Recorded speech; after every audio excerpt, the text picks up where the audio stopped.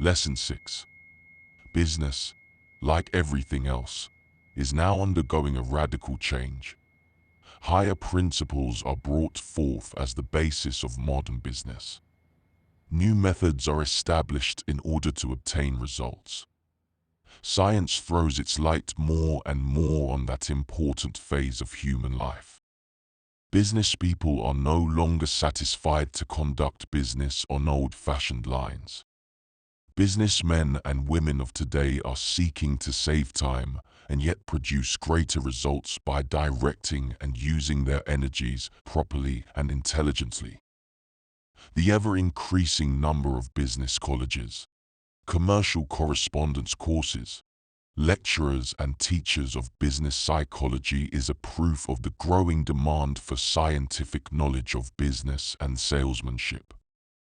Most of the above-mentioned devices are raising the general level of business ability, because they put at once into one's hand an instrument which must otherwise be acquired slowly by experience.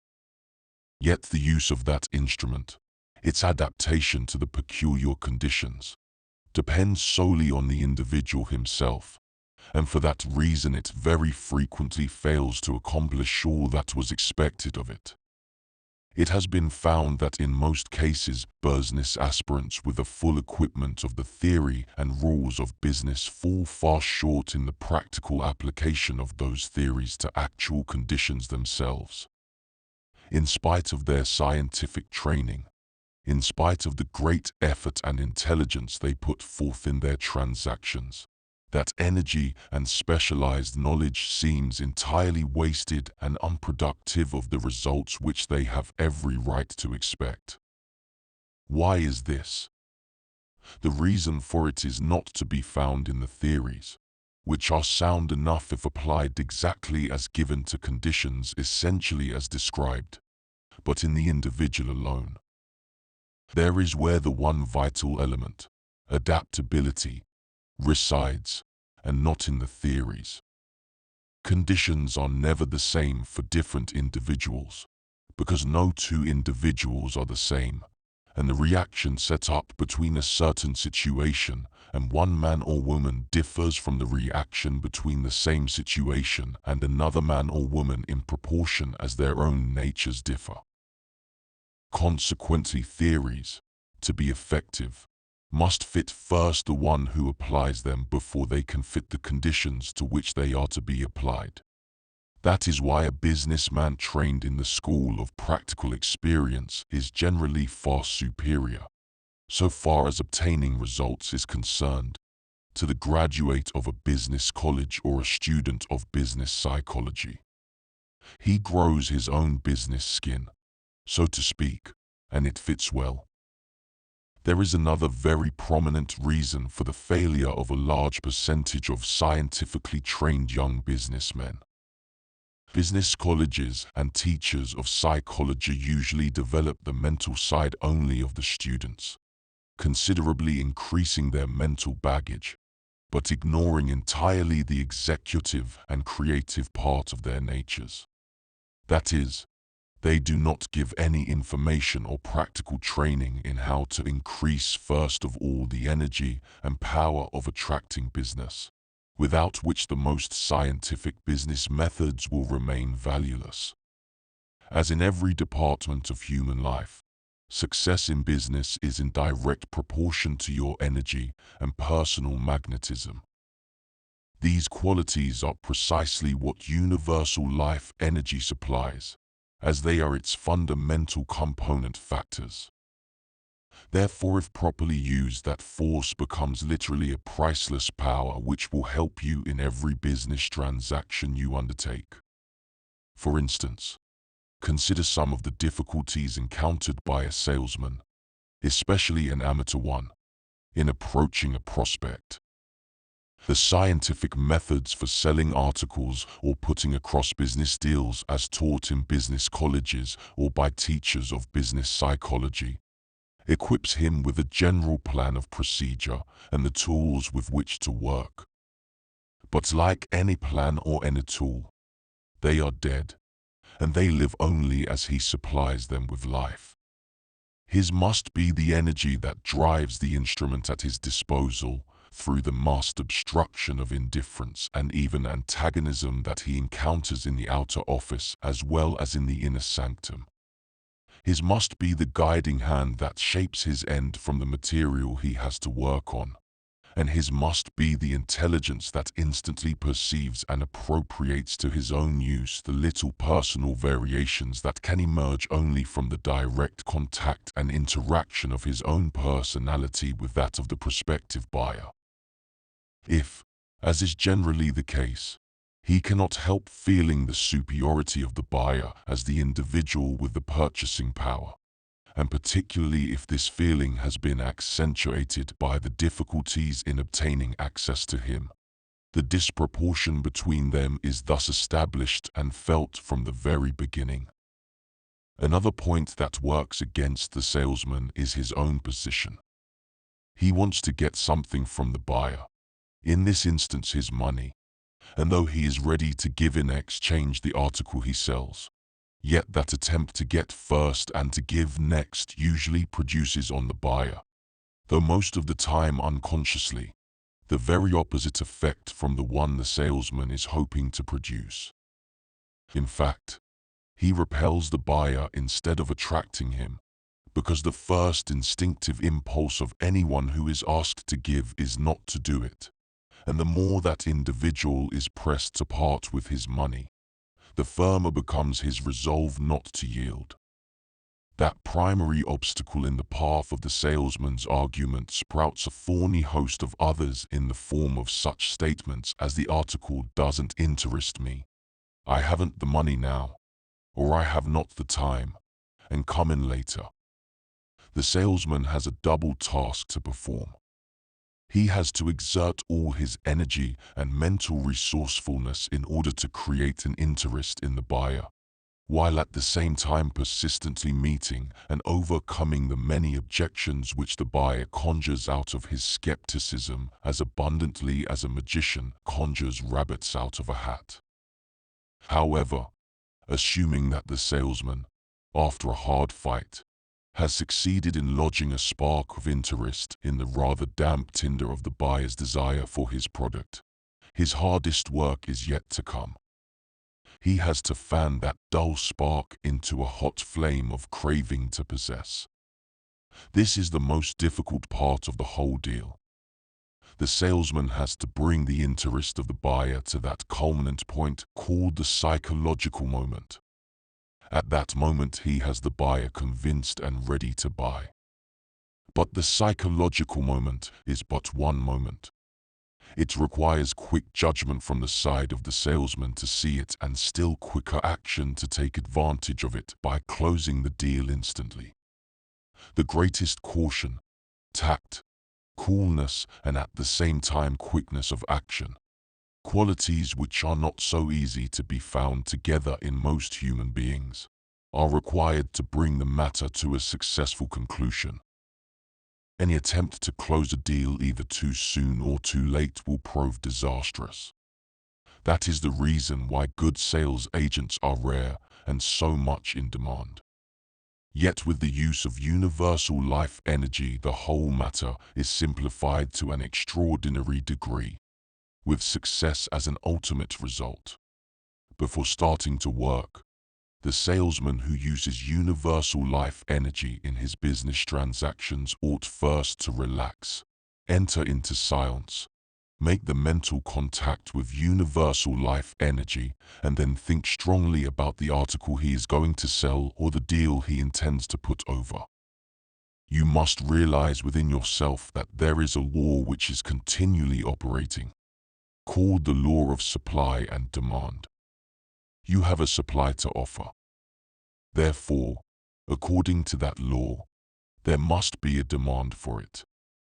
Universal life energy, flowing through you at that time, because of its power of harmonization, will adjust your supply to the demand for it which is already in existence somewhere.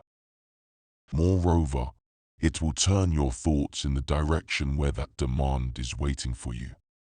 a special concern, or a certain individual to whom you would like to sell your goods will assert itself in your mind because of the guiding and attractive qualities of universal life energy.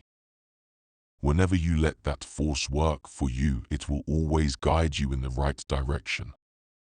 If you have some samples to present or articles to show, take the trouble first to saturate them with universal life energy by directing that power at them for a few minutes through your hands. To do this, contact the force mentally, then hold your hands about 6 inches from the object you wish to sell, with the fingertips pointed toward it.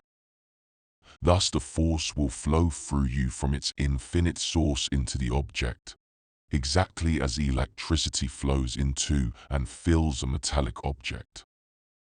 That force, concentrated in the object, renders it appealing and attractive both to the sight and to the sense of touch. The next step is to bring the article to the prospective buyer and sell it. To do this, it is necessary to overcome that initial handicap of your position. There again, universal life energy is an invaluable aid. Since your very purpose, after all, places you unavoidably in the light of wanting to take something from your prospect, the only convincing way to correct that disadvantage, to start off on the right foot, so to speak, is first to give him some being thing. This you are able to do unostentatiously and so that the buyer himself is not consciously aware of it, yet in such a fashion that he feels somehow favorably disposed toward you from the very beginning. Before entering the office of the buyer, make the contact with universal life energy. It will immediately establish a subtle connection between you and him, and will help open the way to him through those barriers of red tape usually erected against outside intrusion. Finally, at the moment when you are ushered into his presence, make the mental contact with the universal power. Then in a few words and as calmly as possible state the object of your visit and show the article. Place it before him in such a way that he may not only see it, but also touch it. If the article is good, as represented, and the need for it exists there, you will effect a sale. The operation is as follows. The prospective buyer, being usually a hard-working and busy man, is very apt to be overworked, depleted of vitality, impatient and on the defensive. The contact you make with universal life energy on entering his office transforms you at that moment into a living radio which sends out soothing, harmonizing, and at the same time, invigorating vibrations to the prospective buyer. Instead of wanting to get something, as in the ordinary business methods, you start by giving, thus putting again into operation the law of supply and demand. You pour into the buyer the very thing he needs most and which is beyond any price, and that is life, vitality, harmony.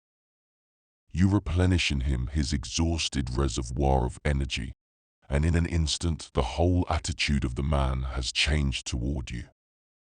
Having received those intangible yet priceless gifts of life itself, he unconsciously feels the value of your contribution and, as the law of supply and demand is continually operating, he feels indebted to you for what you have given him already. There is within him the inner urge to do in his turn something for you, and this desire to make good will be in exact proportion to the amount of life energy you radiate to him. The better contact you make, the more energy you vibrate, the greater success you will obtain in your sales. The articles or samples, if such are used, will play their part also through the attractive power of the universal life energy concentrated in them. Then all you need to do is to let the causes you started materialize into effects. That is, the conclusion of a deal. And you can rest assured that within reason such will be the result. Two important points must be remembered and carefully observed whenever universal life energy is used in business or in salesmanship. First, the business or the transaction must be absolutely honest, and the merits of the articles sold must correspond to the description of them in the sales talk, as universal life energy cannot be employed in a crooked, dishonest or unfair deal. A universal force, which is also the law of the universe, or truth itself, cannot be perverted, and will only backfire most disastrously on whoever is rash enough to pit himself against it. It will always work, but only in one direction, the right one, as anyone who endeavors to apply it in a wrong cause will learn by bitter experience. The individual who wants to obtain real success through the use of universal life energy must accommodate himself to its law, as there is no human power that can bend that law to its wishes. Truth, honesty, and sincerity are the only channels through which it operates favorably, and unless one can provide that channel in himself, he will only work himself harm in trying to use that force. The second important point is that no willpower or suggestion should be used in transactions conducted with the assistance of universal life energy. Whenever that life energy is used in transactions, you must let the law inherent in it operate on the buyer. As its operation is always constructive for both parties, the result desired by you will be thus obtained. Personal willpower and especially suggestion are very inadequate and limited means to the desired end, especially if, as in many cases, you have to deal with an individual of a stronger character and personality than yourself. In such instances, those human resources can very often do more harm than good. Finally, there is another advantage gained in using universal life energy in business and salesmanship. That force tends always to establish equilibrium, that is, to fill up the discrepancies in human relations.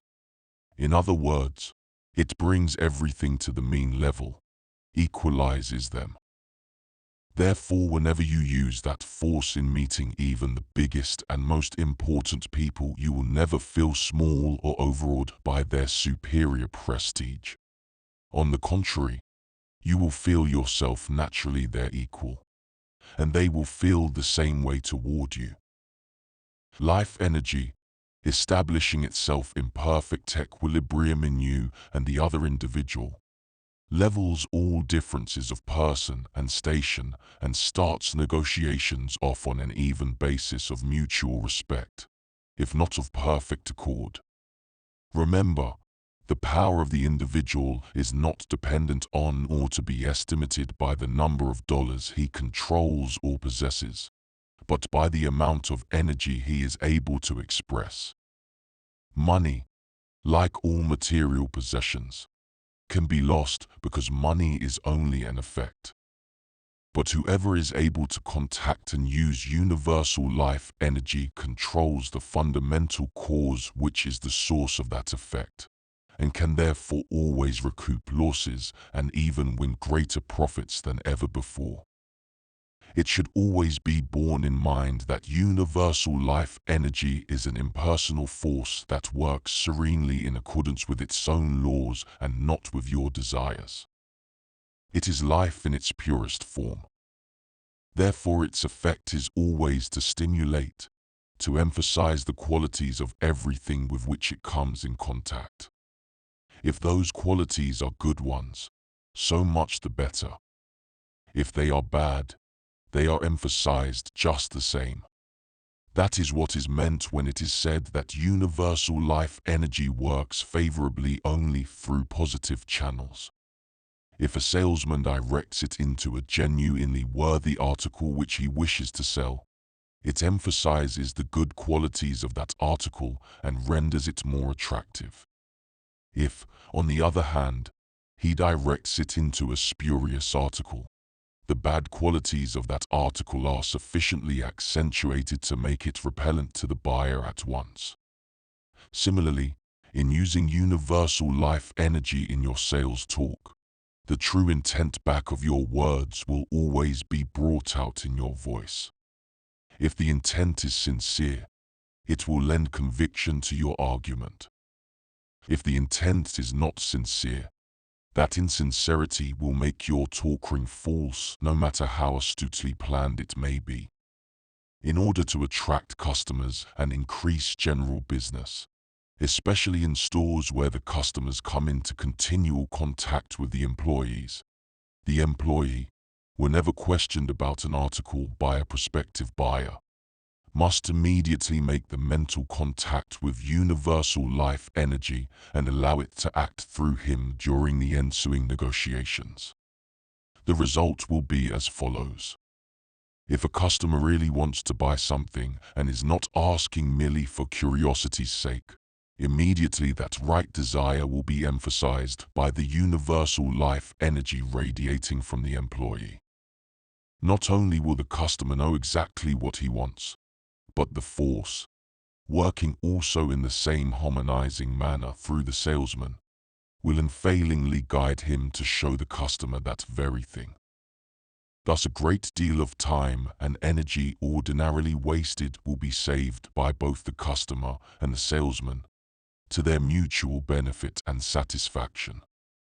Naturally, this will increase the volume of the general business of the store and consequently the profits of the company as well as of the employee himself.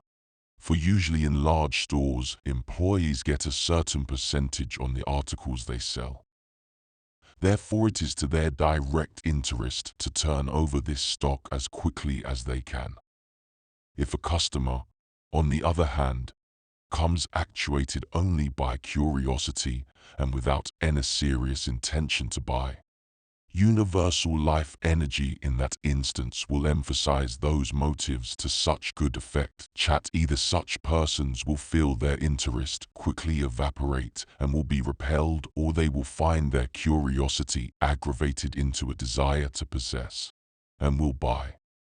In any event, a great saving of time and effort will again have been secured.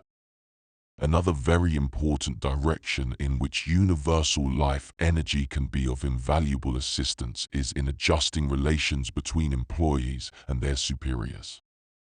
How often the attitude of those in authority renders life almost intolerable to those under them, the more so as there seems to be no way to correct such condition. Yet there is a way, for what is impossible to the human being alone becomes entirely possible when you summon to your aid the power of the infinite itself. Whenever an unjust order is given, a harsh or unkind word spoken to you, do not flare up in rebellion and feel sore. Do not even take the trouble to answer.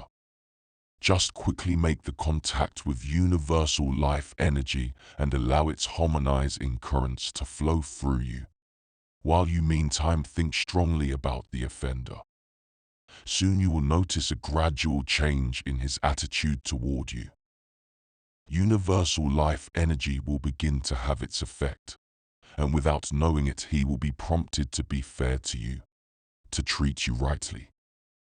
Thus you will have won a great victory, transforming an enemy into a friend and well-wisher, and sometimes a very valuable one. Do not be discouraged if you are not obtaining complete results from the beginning. Every time you use the force you are progressing toward complete victory. As in everything else, perseverance is absolutely necessary in order to win. It is obvious that a store whose employees are continually using universal life energy is bound to be a very successful concern, as the greater success of the employees will naturally and proportionately express itself in the success of the whole enterprise. This success also is not confined solely to the financial aspect of the business, although it is the finances that the improvements in other respects will be finally and most satisfactorily reflected. But improvements are first of all the product of subtler adjustments which involve one other factor besides employees. To secure the best results, the employer must meet his employee halfway.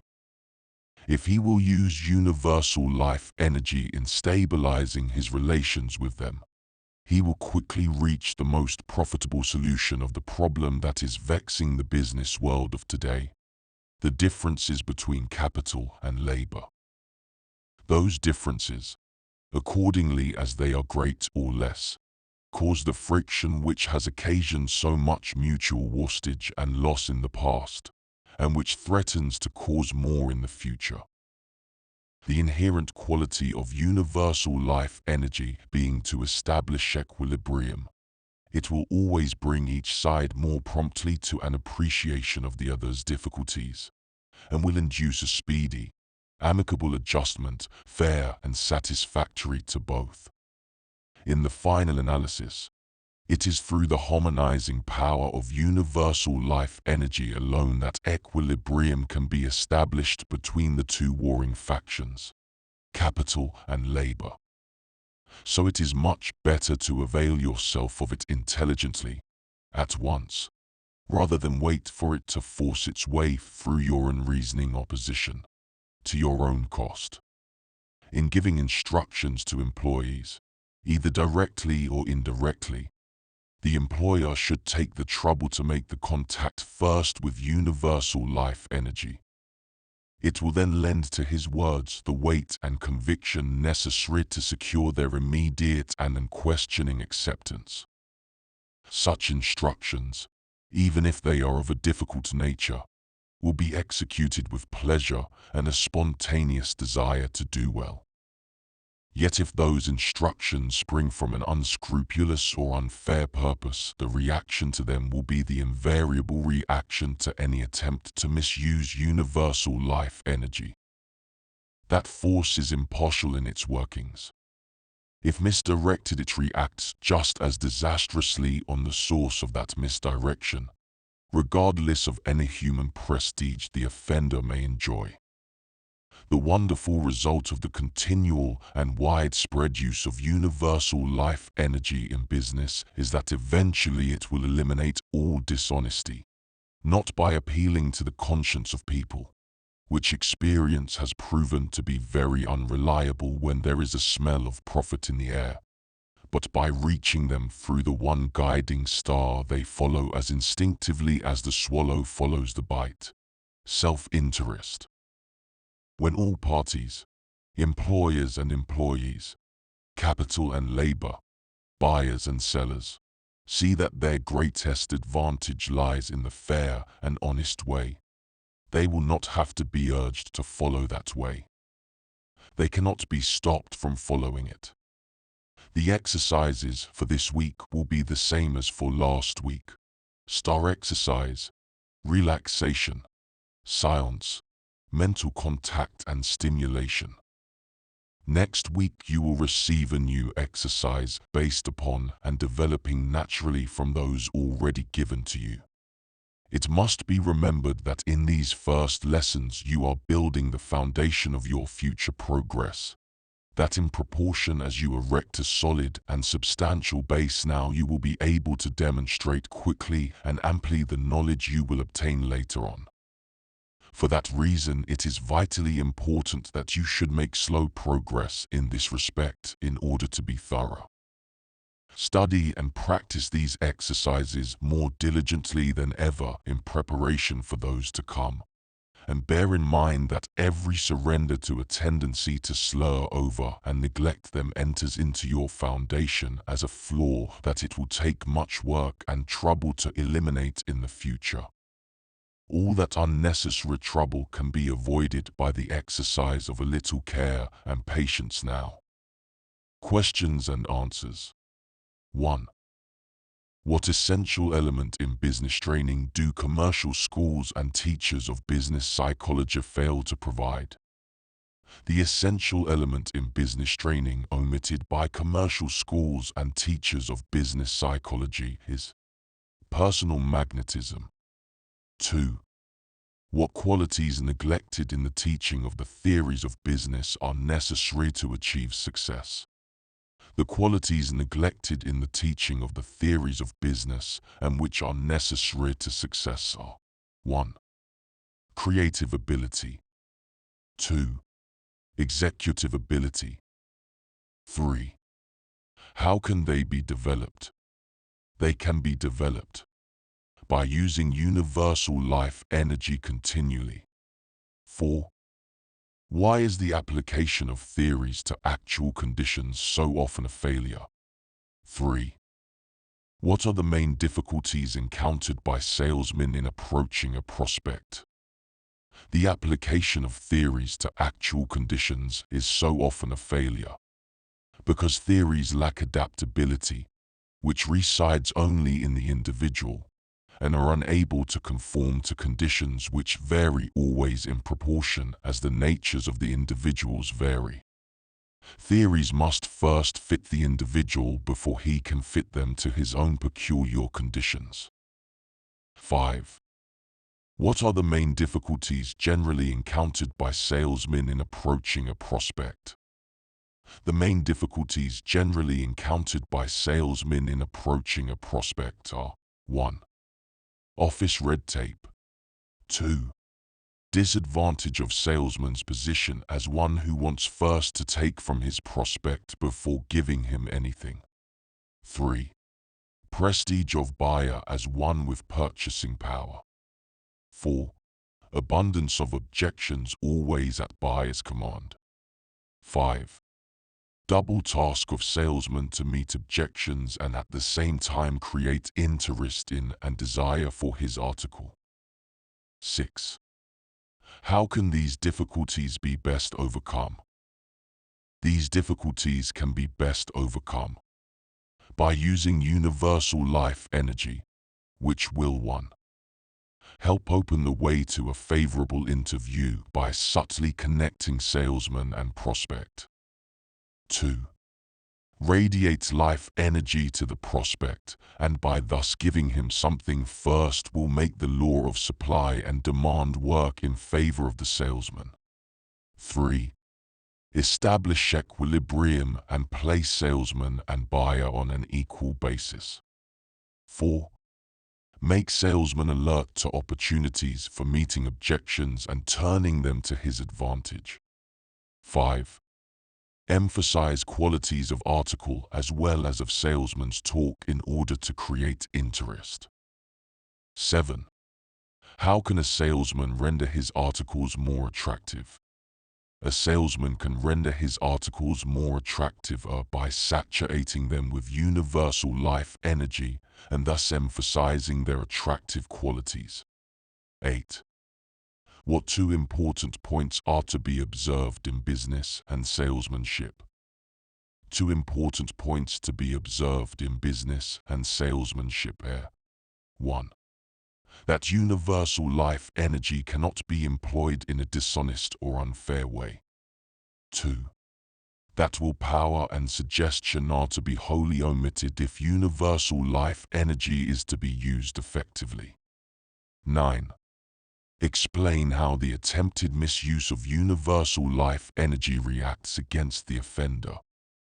The attempted misuse of universal life energy reacts against the offender by emphasizing the bad qualities of the deal or the article and thus repelling prospective buyers.